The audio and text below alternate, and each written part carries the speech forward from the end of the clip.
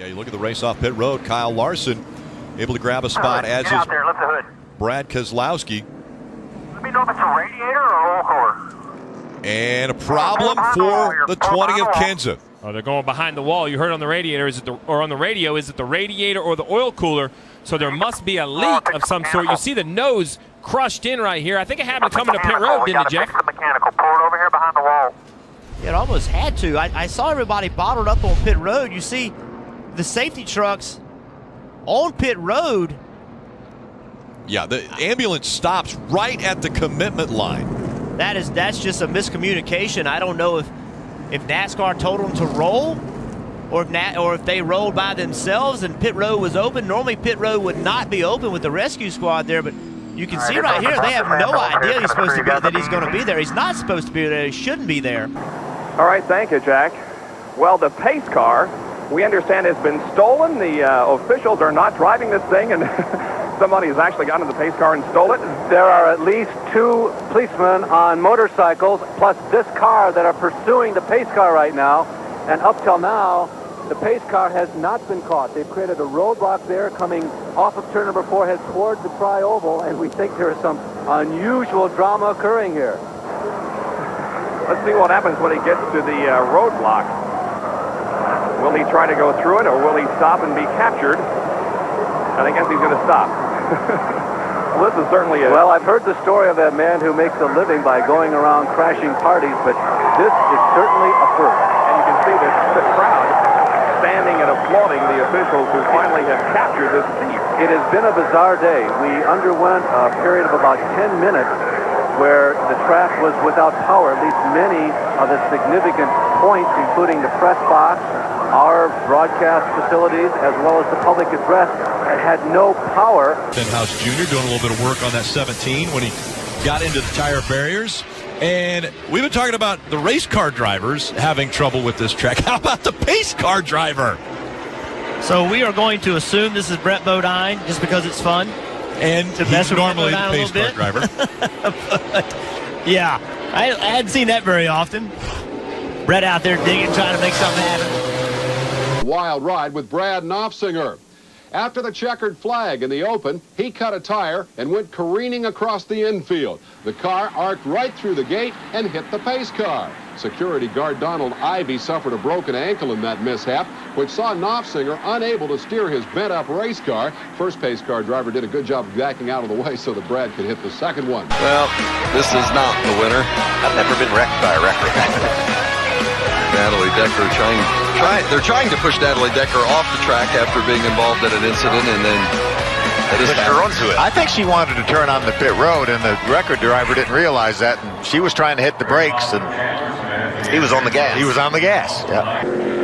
Greg Biffle is the lucky dog. He'll come around and be the 33rd car on the lead lap. I'm telling you, Stewart's bored. When you start bump drafting the pace car, he's looking for some fun. Pace car driver is Brett Bodine. Smiling. Oh, yeah, he's having a big time. NASCAR has asked Tony to back off a little bit, and he did. Is he trying to make Brett loose? Is that what he's trying to do? He was trying. It would have been done. This Saturday, NASCAR on Fox from Pocono. Coming right back. Look at the left side of that car. Remember when he saw the initial replays of the spin, he didn't hit the outside wall. He didn't get hit by anyone, right? They came to pit road, they got right side tires, and then he went back out to try and catch the field and stay on the lead lap. Well, this happened while he was speeding down the backstretch, trying to catch the tail end of the field. Look at the safety truck on the inside and watch the 32 car. Oh, man. Oh, that was close. What happened? Brett just flew. I almost hit that truck. I just about destroyed that track worker.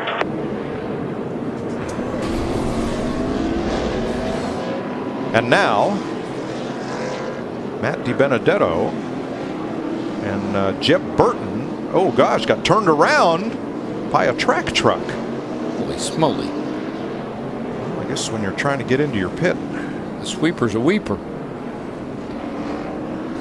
Now, we saw Matt Kenseth once spin into his pit and get serviced that way. And yeah, all it says is you have to be in your pit box. It doesn't say which direction. Oh, that's true. Laps ticking down under caution Of course, there's the possibility, Dale, of a overtime finish here, but we'll see what happens closer to the end. Yeah, and one of the biggest things right now, see some cars going to pit road there. How about that? Maybe somebody does have something left. Well, they've got fresher tires for sure. So it would a appear little to be incident there. That was Dylan Bassett coming to pit road. I believe he's caught the sweeper truck. Unbelievable. Saw that truck leap. I just didn't see a car. And that is the 90 of Dylan Bassett.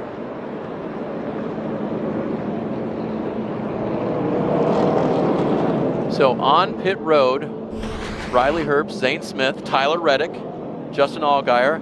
See right here, going to go right in. Tries to avoid it at the last second. Haley was on pit road as well.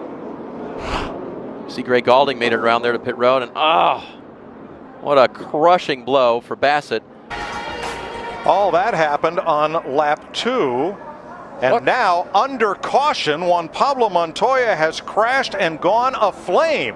Holy cow, what happened?